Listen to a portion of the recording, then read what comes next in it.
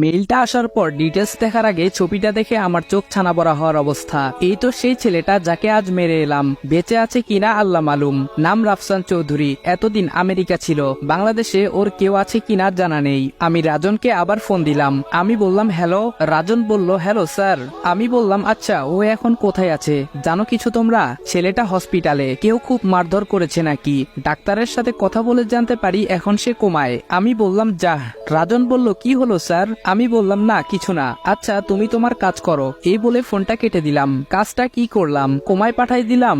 এখন কি হবে? এভাবে ভাবতে ভাবতে রাতটা চলে গেল। সকালে নাস্তার টেবিলে বসে আছি। কিছুক্ষণ পর ইসে আসছে। দেখে অনেকটা দুর্বল লাগছে। খাবার ফাঁকে কয়েকবার আমার দিকে আর চোখে তাকানোর চেষ্টা করেছে, যেটা আমার চোখ এড়ায়নি। চোখাচোখি হয়ে গেলেই নামিয়ে নিয়েছে চোখ। যাই হোক, খাওয়া দাওয়া শেষ করে যে যার মতো বেরিয়ে পড়লাম। ইসি মনে হয় যাবে না, গতিবিধি দেখে তাই মনে হলো। যাই হোক, না গেলে থাক, কাল মাথায় চোটটা একটু বেশি পেয়েছে। আমি বেরিয়ে পড়লাম।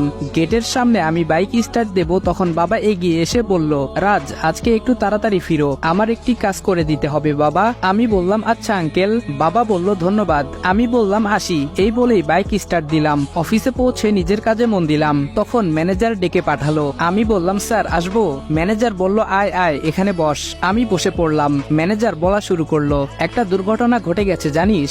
আমি বললাম না তো স্যার। ম্যানেজার বলল এই কদিন অফিসটা সামলে নিস প্লিজ। আমি বললাম স্যার আমি তো।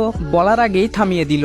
ম্যানেজার বলল কোনো কিন্তু শুনতে চাই না। আমি বললাম আচ্ছা স্যার, বলেই বেরিয়ে পড়লাম। কেমনটা লাগে একবার ভাবুন। একে তো নিজের কাজ, তার উপর এই অফিস, বোনের বিয়ে, এখন এক্সট্রা অর্ডিনারি দায়িত্ব চাপলো। অফিসের কাজ শেষ করে বাসায় ফিরলাম। কিছুক্ষণ বিশ্রাম নিয়ে গেলাম বাবার কাছে।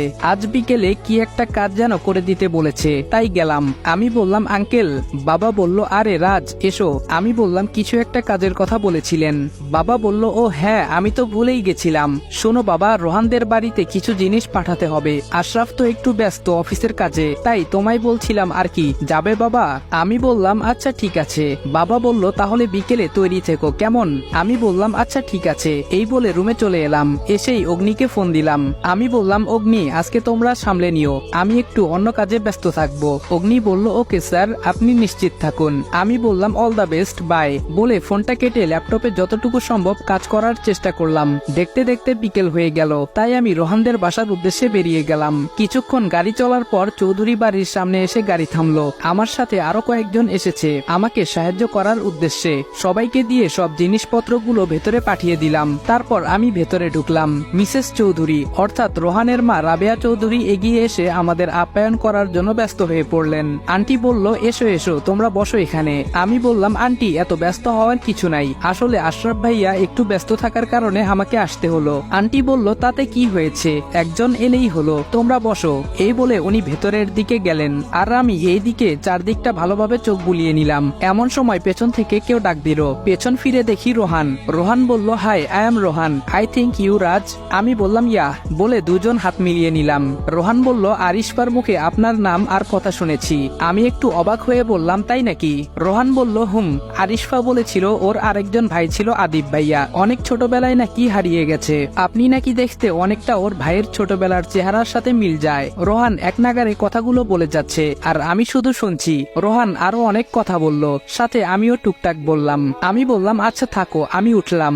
রোহান বলল সে কি, আপনারা তো কিছু নিলেন না। আমি বললাম এখন সময় নেই ভাই, পরে এক সময় এসে পেট পুরে খাবো বলেই বেরিয়ে এলাম। আর রোহান ওখানে দাঁড়িয়ে আমাদের দিকে তাকিয়ে থাকলো। বেশ অনেকক্ষণ আমরা চৌধুরী ম্যানশনে ছিলাম, কিন্তু রৌফ চৌধুরীকে দেখলাম না। হয়তো অফিসের কাজে ব্যস্ত, কিন্তু এখন তো অফিসে থাকার কথা না। যাকগে এত কিছু ভেবে লাভ নেই। কিছুক্ষণের মধ্যে গাড়ি পৌঁছে গেছে।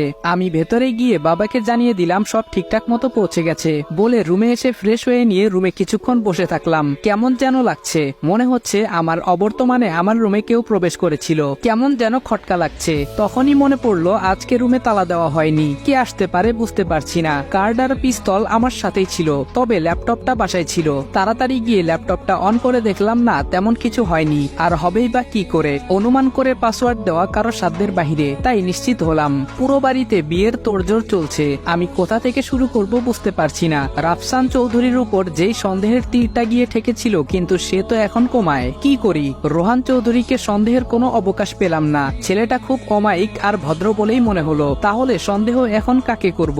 রাফসানকে একবার দেখতে হবে। তখন মারার ধান্দায় দেখতে পাইনি, তাই রাজনকে ফোন দিয়ে হাসপাতালের ঠিকানাটা নিয়ে নিলাম। এখন ঘড়িতে রাত 9টা বাজে, তাই বাইকের চাবিটা নিয়ে বেরিয়ে পড়ি হাসপাতালের উদ্দেশ্যে। সেখানে গিয়ে তো আমি অবাক, ইসি আছে এখানে, তবে ছদ্মবেশ ধারণ করলেও আমার চিনতে ভুল হয়নি। তার মানে হলো আরসি এর আসল পূর্ণরূপটা যে রাফসান চৌধুরী, এটা ওরা ভেবে নিয়েছে। তবে আমার কেন জানি মনে হচ্ছে পেছনে অন্য কেউ আছে। রাফসান কিছুতেই মূল হতে পারে না, এখন ভেতরে যাওয়া ঠিক হবে না, তাই বেরিয়ে আসি। আবার ও নিজের ভাগ্যকে গালাগাল করে বাইক নিয়ে সামনে এগোলাম।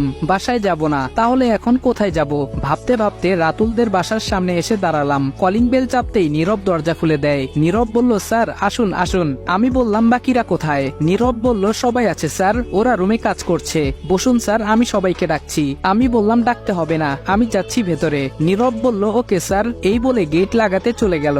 আর আমি ভেতরের দিকে গেলাম। আমায় ঢুকতে দেখে 3জন উঠে দাঁড়ালো। আমি বললাম, বসো বসো, কাজ কত দূর? অগ্নি বলল, স্যার আশা করছি খুব তাড়াতাড়ি আমরা একটা কুল কিনারা পেয়ে যাব।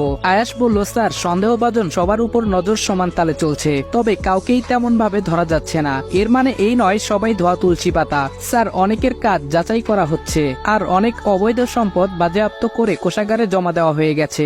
আমি বললাম, ওয়েল ডান। অগ্নি বলল, হুম স্যার, সন্দেহের তীর এখন রৌফ আর রোহান চৌধুরীর উপর। আমি বললাম, না আরেকজন আছে। রাতুল বলল, কে স্যার? আমি বললাম, রাফসান চৌধুরী। নামটা শুনে ওরা অনেকটাই অবাক, কারণ আমাদের পূর্ব তালিকায় এই নাম নেই। নীরব বলল, রাফসান চৌধুরী কে স্যার? আমি বললাম, বলছি। তারপর আমি পুরো ঘটনা ওদের খুলে বলি। আয়াস বলল, ওহ গড, তার মানে সে এখন কোমায়। রাতুল বলল, তাহলে স্যার আমাদের কাজ তো এখন সহজ হবে বলে মনে হচ্ছে, মেন কালপ্রিট যখন কোমায়। আমি বললাম, আমার কেন জানি মনে হচ্ছে এর পেছনে অন্য কেউ আছে। নীরব বলল, কে হতে পারে স্যার? আমি বললাম, সেটাই জানতে হবে আমাদের। এক কাজ করো রাতুল এবং নীরব, কাল তৈরি থেকো, আমরা কাল আবার মিশনে যাব।